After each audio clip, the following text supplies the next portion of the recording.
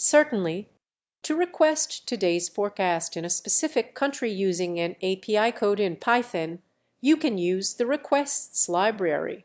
Here's an example code: Python import requests def get forecast country URL equals fhttps://api weathercom/forecast/country response equals requests getRL forecast equals response JSON today forecast equals forecastade return today forecast country equals your country code forecast equals get forecast country print today's forecast in country is forecast.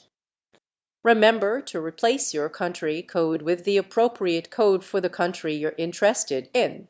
The API you use will depend on the weather service you choose. Be sure to check the documentation of the specific weather API you are using for the correct endpoint and how to extract the forecast's data.